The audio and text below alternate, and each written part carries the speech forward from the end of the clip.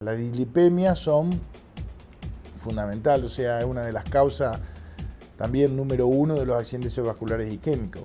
O sea, el trastorno del manejo del colesterol y los triglicéridos, que si bien pueden ser de causa alimentaria, o sea, por comer colesterol y triglicéridos, también existe como trastorno metabólico, o sea, que el cuerpo en sí no puede manejar, aunque sea lo poco que se está comiendo. En ese caso siempre se necesitan tratamientos médicos. Y siempre lo mismo, caminar y bajar de peso. O sea, son las dos, o sea, por ahí uno dice obsesión, pero no, es la realidad de lo que necesita cualquier paciente, sobre todo con patologías crónicas de esta, ¿no? Sí o sí, para prevenir que no tenga el accidente cerebrovascular. Lo que uno debe hacer es concurrir a las guardias. Hoy en Concepción del Uruguay, en cualquiera de los dos sanatorios o en el hospital tenemos tomografía.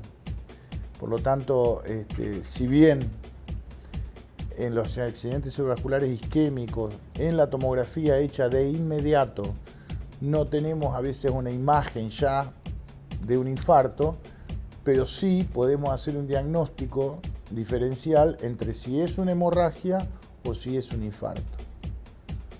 Porque tanto el hemorrágico como el isquémico pueden presentarse con pérdida de fuerza de la mitad del hemicuerpo. Pero el isquémico tiene un tipo de cosa para hacer y el hemorrágico tiene otra cosa para hacer.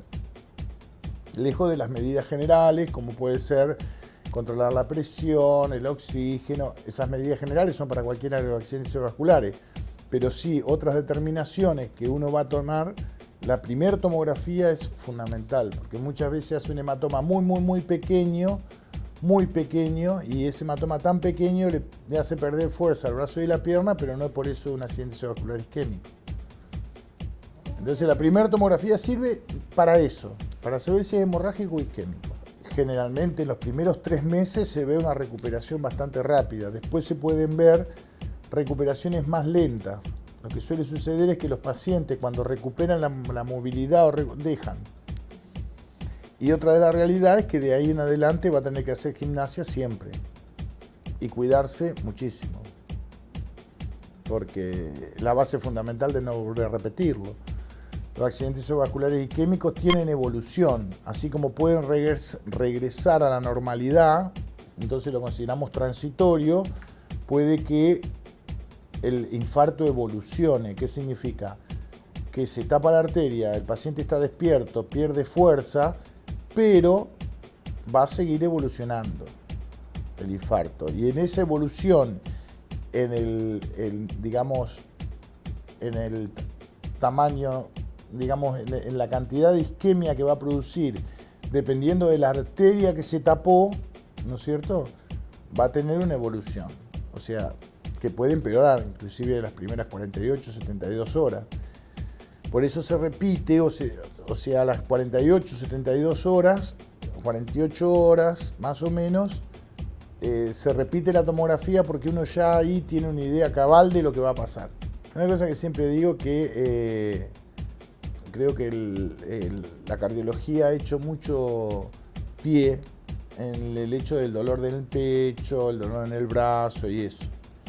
Muchas veces los pacientes no le dan la importancia necesaria, se me durmió la mitad del cuerpo y se me despertó, ¿no? O estuve nervioso y entonces se me durmió y se me despertó. O yo he visto, o sea, gente que me ha dicho, no, mira, metí las manos en la heladera y sentía menos de un lado que del otro. Sí, porque trastornos sensitivos. A los trastornos sensitivos no se le da gran importancia, pero generalmente es el cerebro. O periodo de desorientación, o que le agarra una crisis de mareo así como de la nada. Pero la más importante para los ACV es el chequeo de la patología. ¿Qué patología de la enfermedad que generalmente causa esto?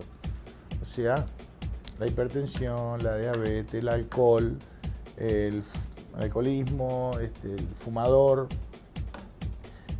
los otros tipos de patologías. Por ejemplo, en los aneurismas, en un paciente que no sangró, hay algunos estudios como la angioresonancia que a veces se puede llegar a ver. pero no significa que no se vea, no lo tiene.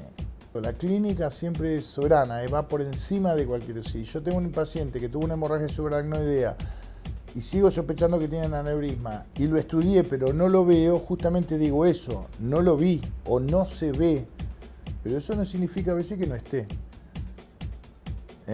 Entonces hay que seguir buscándolo y hay que hacer a veces varios cateterismos para encontrarlo o para decirle al paciente no está. Con respecto a los aneurismas, a veces se encuentran. ¿Cómo se encuentra? Un paciente se golpea la cabeza, entonces se le hace una tomografía porque tuvo un traumatismo de cráneo y se ve.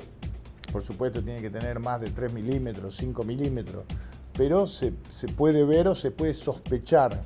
Eso se llama hallazgo. O sea, uno va a estudiar a un paciente porque tiene un traumatismo y un hallazgo. Bueno, en ese caso se toma la conducta de estudiarlo y ver qué tratamiento se va a hacer.